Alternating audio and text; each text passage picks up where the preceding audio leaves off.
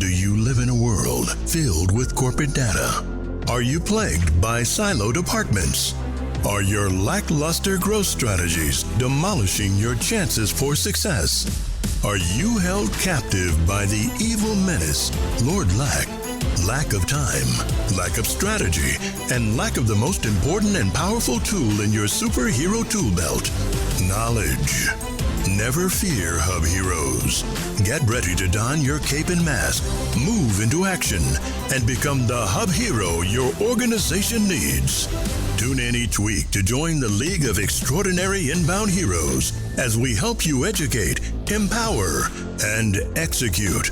HubHeroes, it's time to unite and activate your powers. Well, howdy, folks. How y'all doing today? Just so good. You have no idea. Wow, everyone calm down. You're all about a 15. I'm going to need you to be at a 7. That was some energy right there. Wow. Let's go. I have all the energy in the world. No one can stop me. Okay. I'm all the way up. All the way up. Isn't there like all a song? The way up. Nothing can stop me. I'm all the way up. Hey. That's exactly what it is. It's almost like we're trying to get Giga Chad going this morning first thing. Oh, God. Oh, jeez. Okay. It's amazing. Wow. Don't worry about it. Giga Chad. It was so close. It was oh my God, it was so close. I know. It makes me so happy, but I feel like it just withholds it from me now. It depresses me. Wait. It's here when you need it. What the Max, have you not heard Giga Chad before? No, I have, but it just gets really better fun. every time. It Yeah, gets better so every good. time. Gentlemen, we have Almost a lot like of your ground to A/B cover testing today. gets better every time. Oh, Lord. Does it or doesn't it?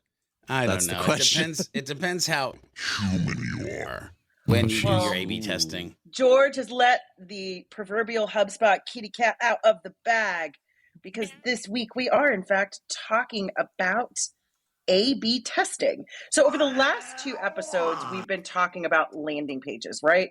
And we were so surprised that we had never done any conversations about landing pages whatsoever. But then we also realized we hadn't talked about A/B testing either. Like, guys, we're killing it, guys. Just absolutely killing it. We're Good trying for to us. have all the conversations. I'm just saying. I came in late to the game, so I can't be responsible for Chad's basically saying if I would have been here, that would have been the third I seem to episode. recall Chad being in every single audience of every single recording. Right? And neither Chad nor Giga Chad ever made the point of, hey, have you guys considered A/B testing? You consider talking about it? Oh, chatting. No, time. I did say, could we talk about help desk though? I love help desk. we need to make that a future episode. So Yeah, Liz, it's a lot of so the updates. listeners, the viewers know, I definitely want to talk about campaigns because everything's changing and it's all new. And including some reporting we need stuff. to talk about help desk at a deeper level. Yeah, Mhm. those are 2 future episodes.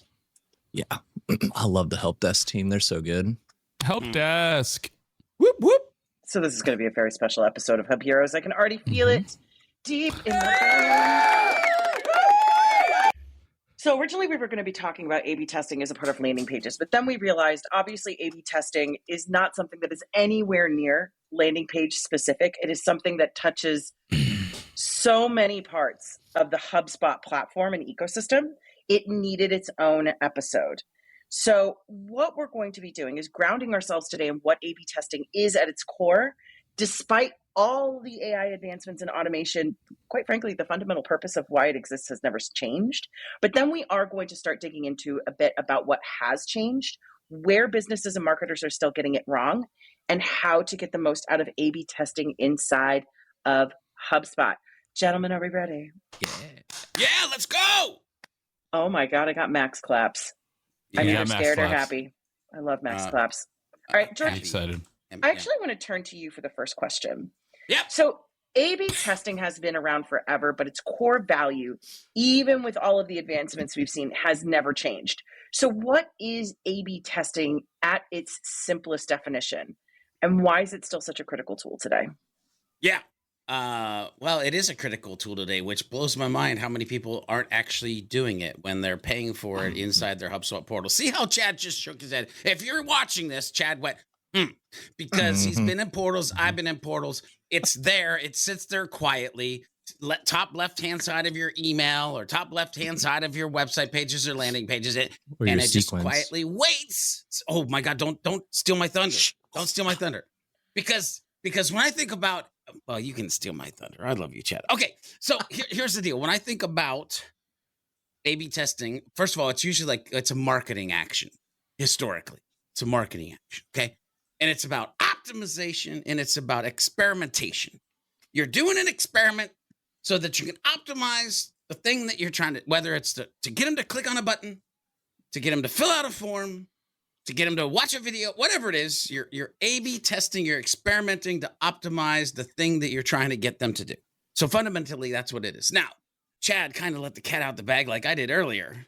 There's a whole lot of things in HubSpot that used to be just about marketing that are no longer just about marketing. Marketing and sales. By the way, this is one of the key fundamental reasons I want to talk about campaigns in the future, because campaigns used to be about your marketing campaigns, and it's different now. But we'll stick on A/B testing because in HubSpot now you can do A/B testing in sales sequences, which means the revenue driving motion of your organization. I don't care if the button's red or black. I do, actually. I don't care if it's a video or a photo. Actually, I do. I don't care if it's a longer form or a shorter form.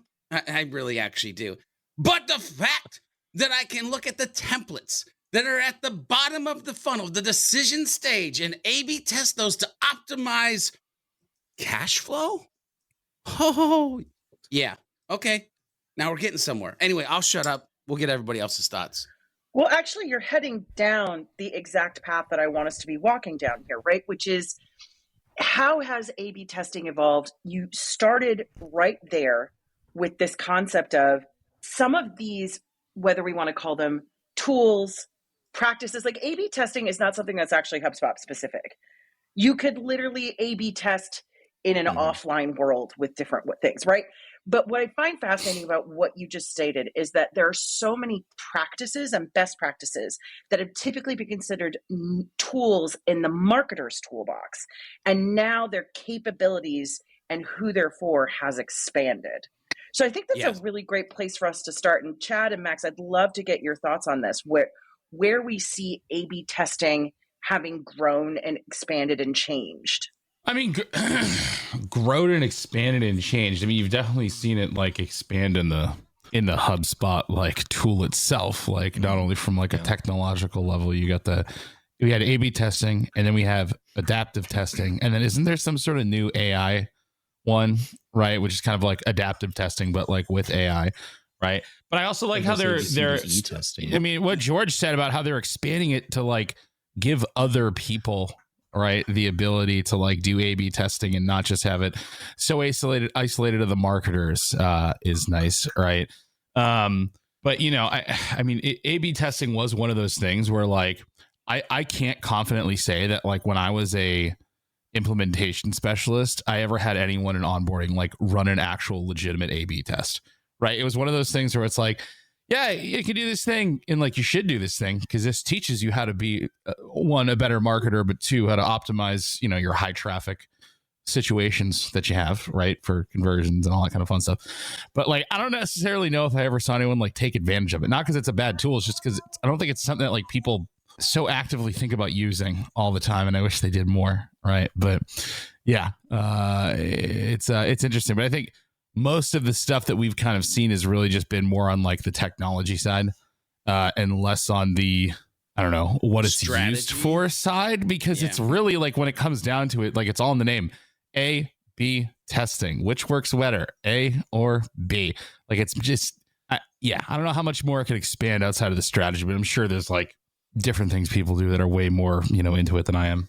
Well, the fun thing, so I want to jump in here, Chad, then I'm going to be quiet and you can jump in here. The fun thing is before they changed the CTA tool to the new CTA tool, back when it was the legacy CTA tool, I actually used to talk about multivariant testing because you could do an A, B, and C version, right? Mm-hmm. And so like, I kind of wish that there was a little bit more of that could start to happen because again, on the CTA tool, it'll get there. It'll get there. I mean, you can do it now, but we might get back to where we were, and especially with smart content. I digress. But here's the thing. I want to get back to something that you just kind of breezed over real quick. No pun intended for all of you AI lovers. Got him. The three types of A/B testing, because you're right, Max, and hopefully people understand this. One, A/B testing if you're in a pro account. Then there's you can do 5 tests at one time, right, which is in the enterprise level. But there's also this where it'll try to find the next A/B test for you, which is the AI powered version of this, where you basically, I think it's landing pages, you set it up and you do your A/B test, but then you've got this stuff that spits out and said, the next test you might want to do is, and that's pretty dang dope because it's looking at all the historical information to make suggestions, to which now we get past or help with the strategy portion of like orange button versus black button, or this headline versus that headline, because it's looking at how people are interacting with it along the way. So just know if you're like, oh, wait, you can do that in HubSpot? Just go do some research on all the different ways of A/B testing that you could be pulling off in your portal right now. Mm-hmm. Yeah, in the sales sequences, you can do A, B, C, D, E testing all the way up to 5 variants per sales sequence. Jeez. That's a lot of variants. Reasons. It's a lot, man. Yeah, seems like a lot. And I think that's where my brain goes when it comes to like A/B testing in general, regardless of HubSpot, is pretty much irrelevant unless measured, right? Sometimes people just like to throw a little spaghetti at the wall and then see what sticks. You know, we love a good spaghetti. Yeah, a little spaghetti splat. And they like to just chuck that sucker at the wall, and they're like, there's like 2 noodles left. That must have worked, maybe. Oh, jeez. But I don't know what noodles those were. I just chucked a bunch of spaghetti at the wall. Okay, I have a question. Sorry. Do I say that a lot? Throw spaghetti at the wall. Spaghetti? Oh. Yeah. No, it's a very common phrase in general. Oh, okay. I was It just is. curious. I was just really Just happy making that he sure. said It's free spaghetti. real estate. Yeah, I like that too. I like spaghetti. I may forgive, but I'll never I do spaghetti. Speaking of mistakes. Not on the wall. Oh, God. Yeah, you're welcome. Thank you. Was that a Wow. mistake? I'm No, not the just only one who can kidding. make really bad dad jokes, George. See, you reminded me of this text I sent to my friend over the weekend. It was Oh, like no. 2 pictures of bees. One was a Canadian bee and one was a US bee. Anyway. Oh. Hey. Speaking of God, I A/B hate that. testing, Chad, I want to keep pulling on the thread that you were talking about here, because Yeah. we are not already off the rails at only 12 minutes into the show. We're doing great.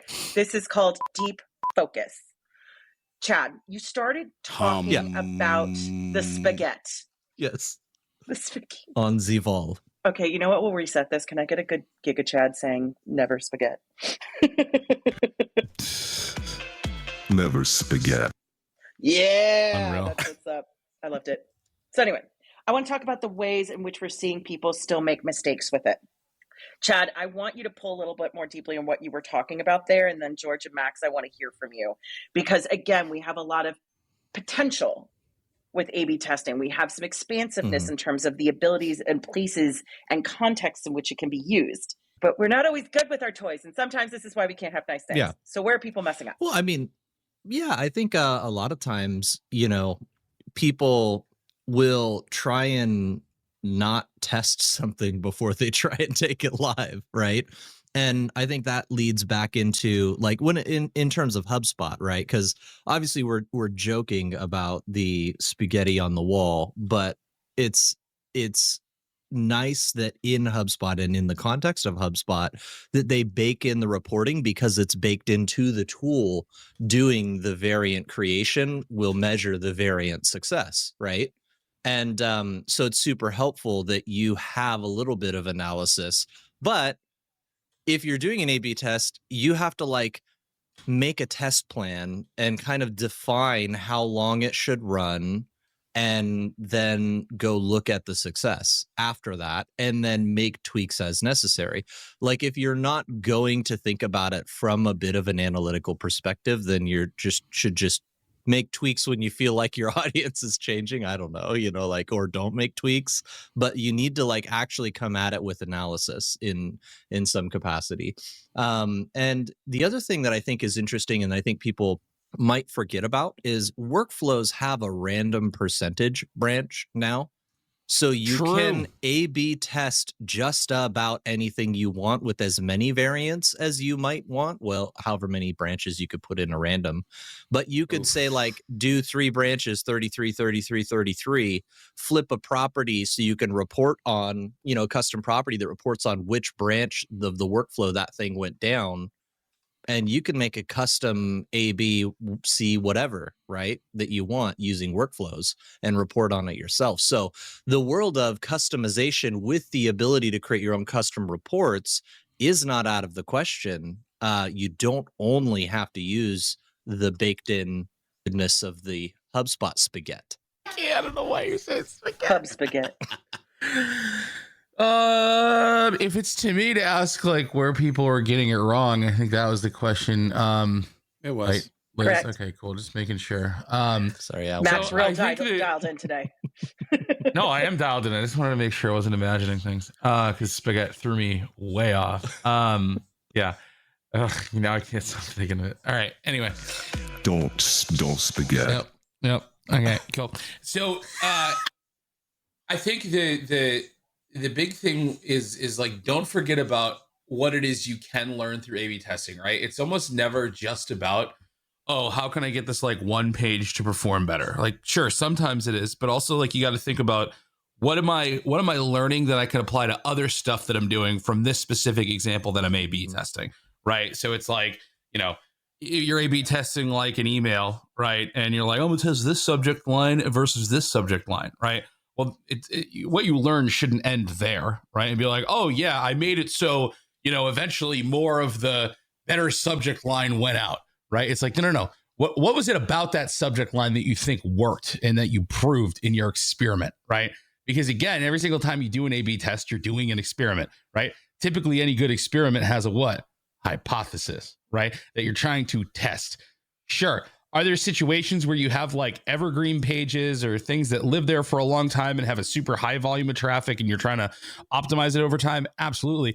Just make sure you're carrying those, things that you're learning and that hypothesis that you tested and applying it to other things that you're doing, right? Don't just kind of don't walk away from A/B tests without any sort of like knowledge that you can apply to other things, right? The second thing too, is if you're not getting a lot of traffic or a high volume of anything that's going to give you any sort of good data about an A/B test, either don't run it because it's probably not worth it, or don't put that much stock in the results, right? So for example, if you're like just starting out your blog, okay, and you're getting no traffic and you're like, oh, I'm going to A/B test this CTA at the end of the blog post. Probably not worth your time, right? Because if you're not getting traffic there's really nothing that you're going to learn from an A/B test, right? So like I'd say if you haven't already focused on getting a high volume of traffic or an high engagement rate with your emails, right? It's probably not worth A/B testing things there, right? And put that effort and time and mental calories towards what can we do to get better traffic. So if we are going to do an A/B test later on, right, we're actually getting a lot of at-bats to get some good data at a higher volume and at larger sample size, right? So. Yeah. So I think there's, Liz, I think there's some great stuff that both Chad and Max said. I just want to bullet point this a little bit so that people have the breadcrumbs that they can chase down later after the episode. So we talked in here, testing too many variables at once. That's a big issue. We talked about not running the test long enough, meaning if you aren't getting a lot of traffic, just know that you're going to have to run the test longer to get something that's actually going to be valuable.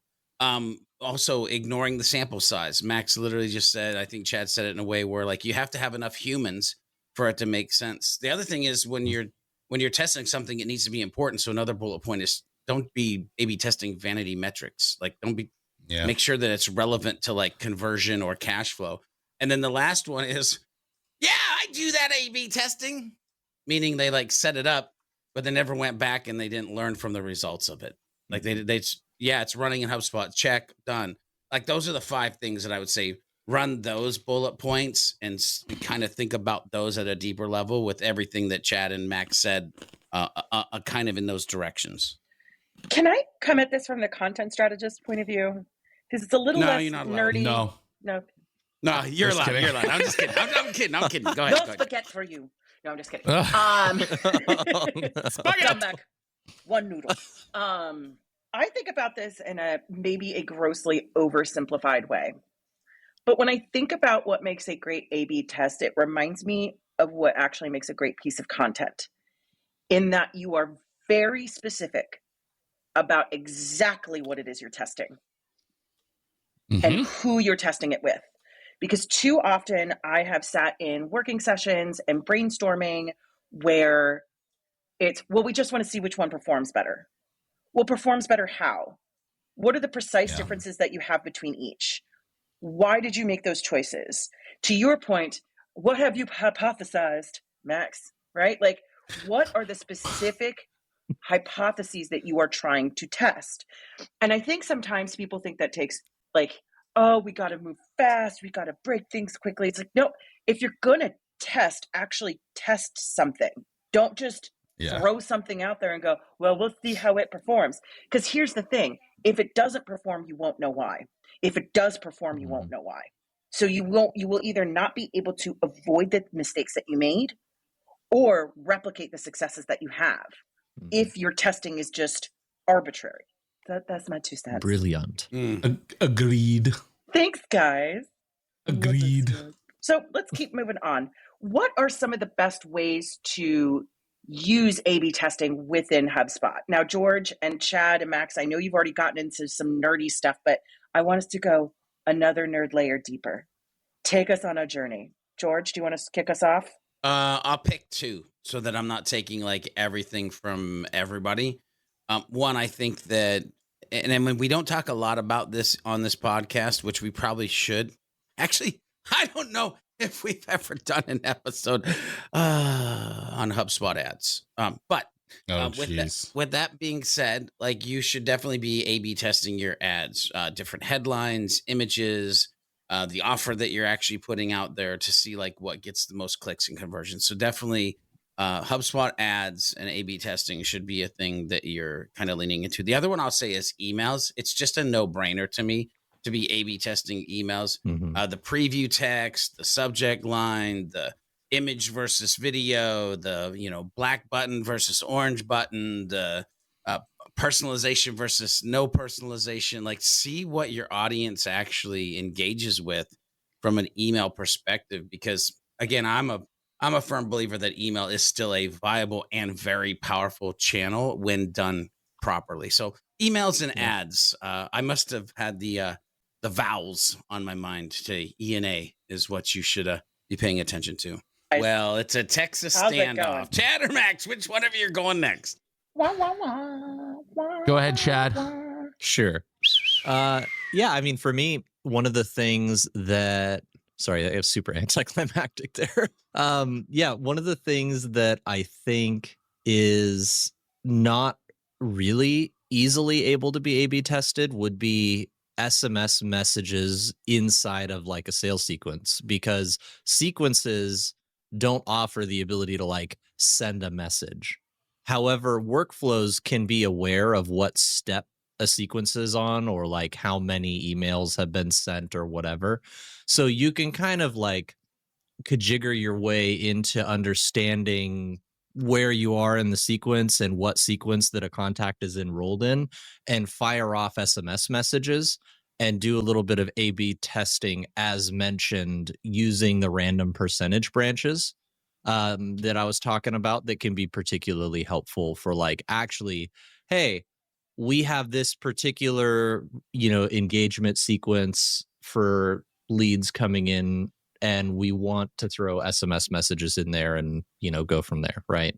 And be able to measure that. So that's like technically one of the things that I think you can do that can be particularly helpful, that people probably wouldn't natively try and go out of their way to do. And if SMS is a big part of your messaging channel that doesn't like, because here's the thing, I love that HubSpot has marketing SMS, but it's not in line with sales sequences because it's not from the rep. It's from a HubSpot SMS number that can do the super marketing SMS and is approved for that or whatever. But your team is going to call them if phone is another one of your channels, again, we kind of have like a bit of a specialized channel set, I suppose, in the industry that I'm in. But calling and SMS messaging from the same phone number is like very helpful because it builds trust with the person that you're trying to reach out to, which is where marketing SMS really, I feel like, loses a lot of steam. I'd say like start by testing the things that you can most broadly apply to all the stuff that you're doing, right? Like, so for example, figuring out like what CTA style resonates the best and gets people to click on it, right? Because that's something that you could easily apply to like a million other things you do on your site or like any other place that you're like putting a CTA, right? It's like, hey, we're starting to get some traffic. Let's like really nail down which like, you know, color gets clicks, which, you know, what sort of verbiage gets clicks, what sort of placement gets clicks, right? Because then every time you're using a, you know, CTA on like a different page that you build and you've run that test a couple of times and got some really good data, you can be like, you know what, like I just know that I need to put the CTA above the fold and have it be bright red and in this font, right? Instead of like having to retest that theory every single time, right? And try to find like the most, you know, sort of like common things first that you can apply most often, right? And get those tests under your belt is probably the best sort of like piece of advice I can give, right? And then of course, I think the classic thing, and I don't know how much we've actually like said it, but like test one thing, just one thing. Yeah. Test one thing. Don't change the subject line and the CTA in the email. Just change one thing, right? But also be very, you know, specific about what it is that you're testing and understand, okay, if I change this thing, I'm looking for this specific metric to change, right? So for example, the body of your email isn't affecting the open rate. That's just a subject line, right? So like if you want to say, I want to see how the open rate changes, just change the subject line, right? Yeah. You know, it's just so like be very precise. Do not change a bunch of shit because if you do, you don't know what it is that changed the metric. Right? Yeah, Max, I love that you're like, guys, gals, have a strategy, understand what your goal is, and do A/B testing, not A/B guessing. A/B guessing. That's what you're not trying to do. The title of this episode is A/B testing, not A/B guessing. Also, here's something that came to my mind while you guys were talking, and I may or may have not thought of this before, but with the new multi-step forms tool, I started to think, wouldn't it be interesting if I actually created somewhat of what would be the same form, although I had the steps in different orders to see if it mattered in the order in which I'm actually asking the questions to how far, because like you can now see on multi-step forms, like how far in the step that they made it or steps that they made it. So maybe you see like everybody's falling off at like number 3, step 3. And so now you clone that form and you move the steps around to where step 3 becomes like step 6. And now all of a sudden you see that you get everybody to complete that form more because you created a different flow of steps that you could A/B test. And the goal was to try to get more conversions. Like that gets real interesting to me. The big thing I'm wondering, right, is what can you actually like what are you specifically testing in sequences? Is it like entire branches or is it just like different templates? Each individual email template can be ABCDE tested. So it's not like you can test the time difference. No. So you can't say the delay can't change. You can't change the delay. It's just the content of the email or the body or the subject or something. And I love that Chad said just, because by the way, that could be a lot. But yes, it is the templates that you're able to A/B test. Yep. Got it. Okay. So it's not a whole it's not like if you can this be takes like, 17 days versus 8 days, 3 days versus okay. No. Got it. All right. Although HubSpot, if you're listening, please listen to us. Just saying. The sequences themselves you could dupe the sequence and change the time frames with the same content and report on each sequence over the same time frame yourself. And that's just an A/B test in and of itself. It's just not a baked in baker, right? Yeah. For a baked in spaghetti thrower. Yeah. So I heard Chad say, and this is Chad saying to every HubSpot user, clone your sequence and send 500 one day and 500 the next day and see. No, I'm just kidding. That's not what Chad said. That's not what Chad said. I didn't say to throw that much spaghetti. Don't do that. I'm just joking. I can't. Gentlemen, how are we doing? Max is great. Spaghetti. Fantastic. I want to look to you, George, to help us kind of rein it in, but I also know that we're in trouble Yeah. then, but go ahead. Well, actually, I think I might be able to get you dialed in because we're about to talk about one of your favorite topics, which is... We're talking about cheesecake? Whoa. Now I'm hungry, man. Right. Well, that's what I usually get when I go to like a place where I get spaghetti is in. We're talking about the cheesecake of the inbound world, and that's mindsets. Jeez.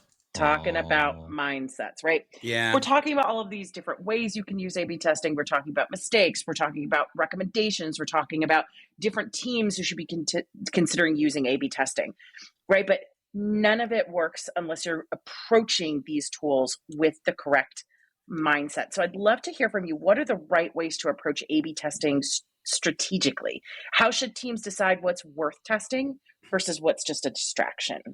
Well, it all comes down to the humans, right? And what you're trying to do is you're trying to create a better experience. Like A/B testing is part of the experience engine. And so if it touches a human, if they have to go through it, if they have to read it, if they have to click on it, if you truly believe in your heart of hearts that the product, the service, the solution that you provide is going to make their life better, then A/B testing the flow, the journey along the way is you're doing it because you're doing it from a human love, caring perspective, not this like cold mathematical sales and marketing measurement, right?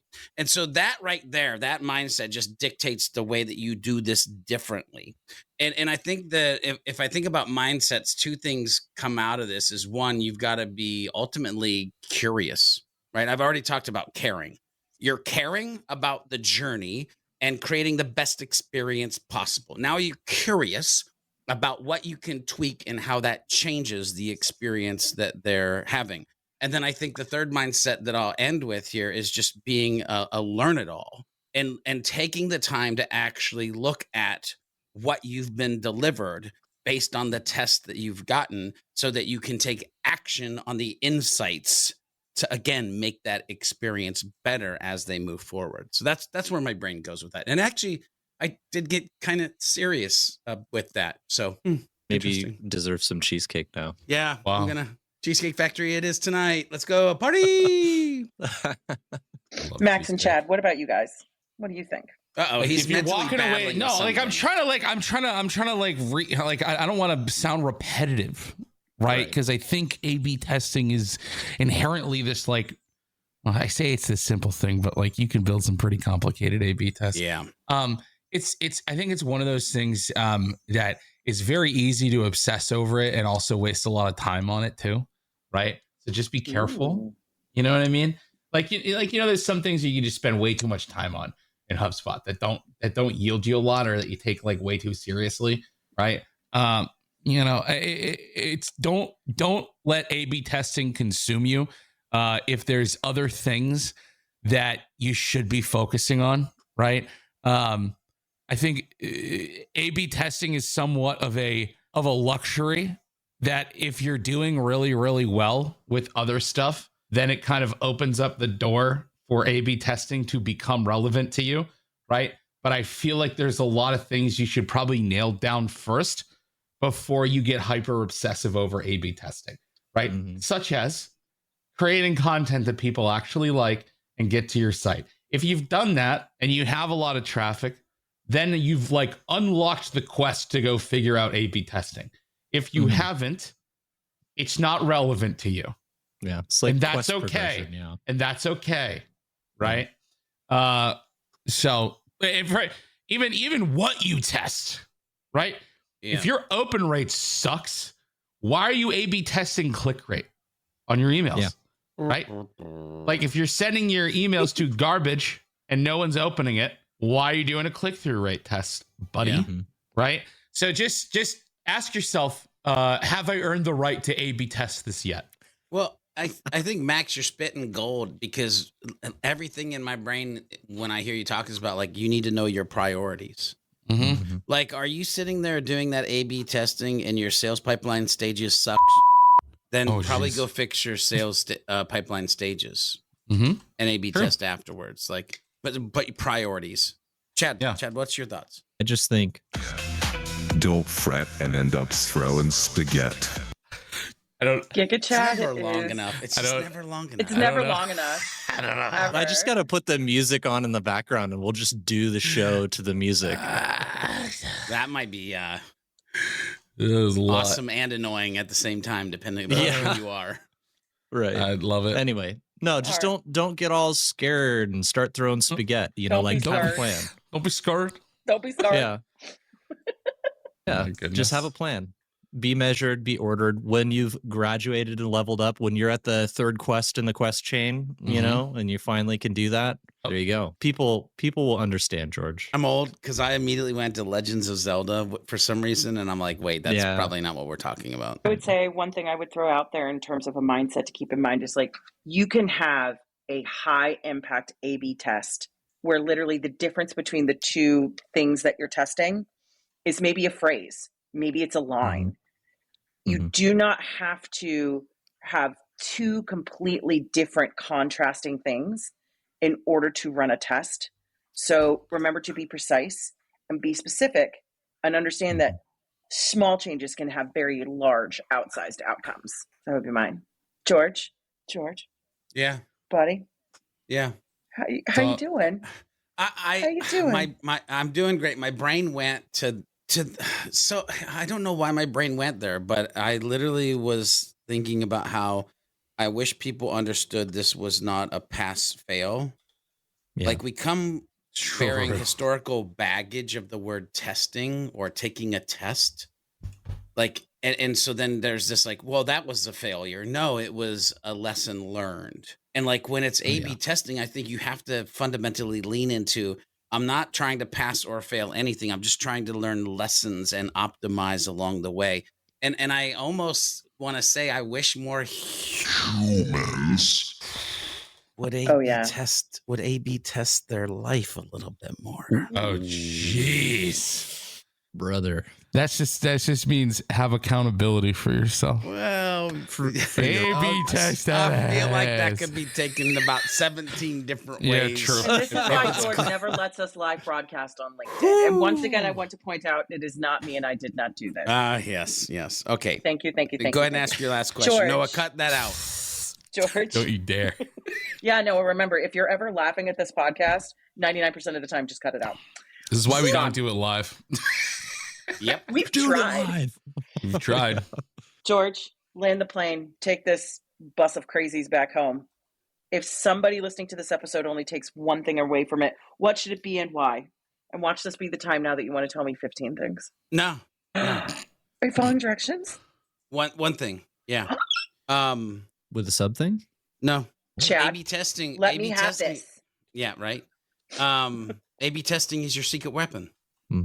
It's your choice to pick it up and use it or not. Mm-hmm. The amount that you can impact your organization, the amount that you can impact the users who are going through your flow, it depends on if you're willing to pick up your secret weapon on a daily basis and just experiment and learn lessons. So why aren't you doing it?